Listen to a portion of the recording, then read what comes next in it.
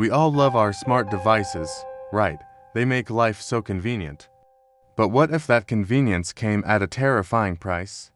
What if the device you stare at for hours every day started staring back?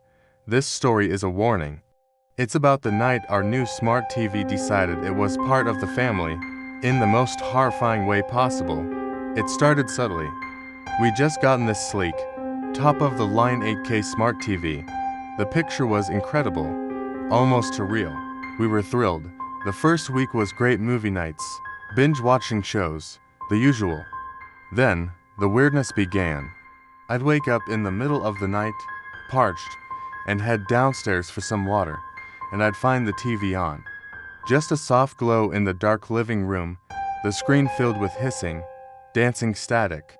I'd grab the remote, turn it off, and chalk it up to a software glitch or a power surge. I told my wife, and she just shrugged. It's a new model, probably has some bugs they need to patch, she said. It happened a few more times, always around 2 a.m., always just static. It was annoying, but we weren't scared, not yet. The night that changed everything started the same way. I woke up, the clock on my nightstand glowing to 03 a.m. As I walked down the hall, I saw the familiar, flickering light from the living room. I sighed, ready to go through the routine of turning it off again, but this time was different. As I reached the bottom of the stairs, I realized it wasn't just static. Through the shimmering noise, I could make out an image. It was a room in our house. It was the kitchen.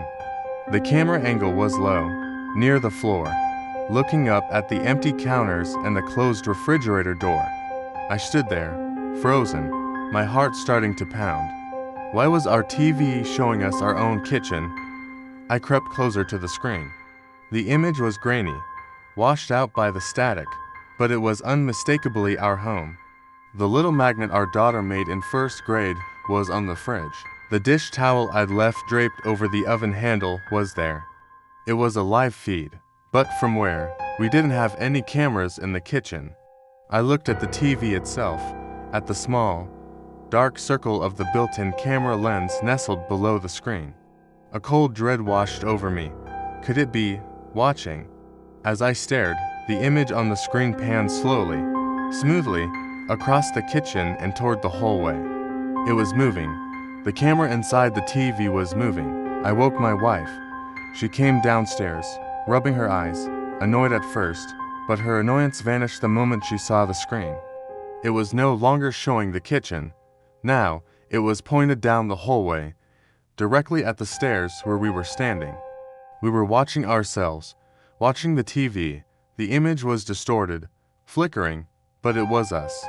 Our pajamas, my wife's messy hair, the look of sheer confusion and terror on my face. The static hissed, like a whisper just beyond hearing. We just stood there, paralyzed. How was this possible? The TV was in the living room, facing the couch. It couldn't see down the hallway. It couldn't see the stairs. The angle was all wrong. The next morning, we tried to rationalize it. Maybe we'd been hacked. Some creep was messing with our Wi-Fi, projecting images onto our screen. I spent hours changing passwords, updating firewalls, running diagnostics. We felt a little better, a little more in control. We decided to keep the TV unplugged when we weren't using it. Problem solved. Right. That evening, we tentatively plugged it in to watch a movie with our daughter. It behaved normally. The picture was crisp. The sound was perfect. For 2 hours, it was just a television. As we tucked our daughter into bed, we started to relax. Maybe it was just a one-time freak occurrence. But at 2 a.m., I was woken up by a sound. A soft, rhythmic thump. Thump, thump, thump. It was coming from downstairs. My wife was all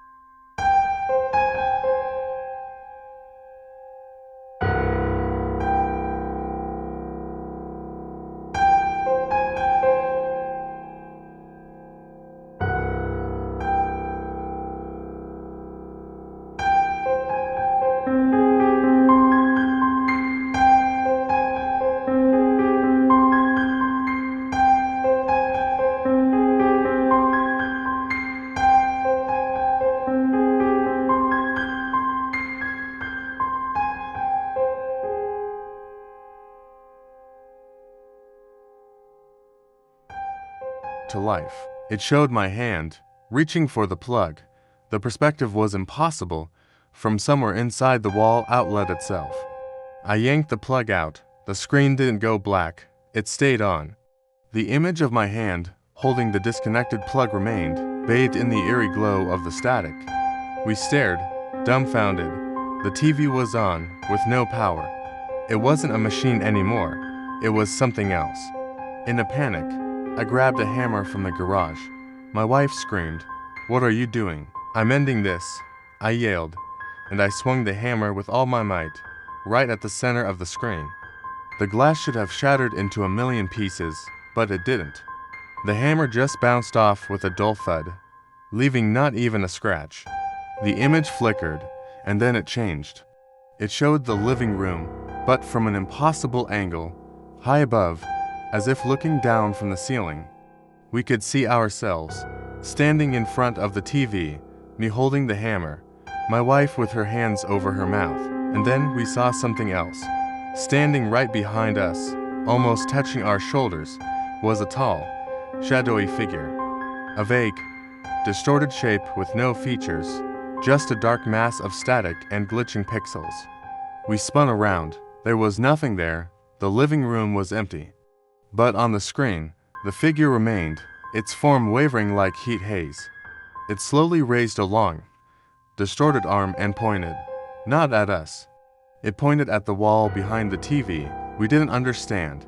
What was it trying to show us? Then, the static on the screen intensified, and a voice came from the speakers. It wasn't a recorded voice.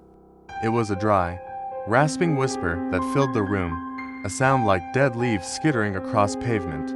It spoke just 4 words, words that have been seared into my memory, words that I hear every time I close my eyes.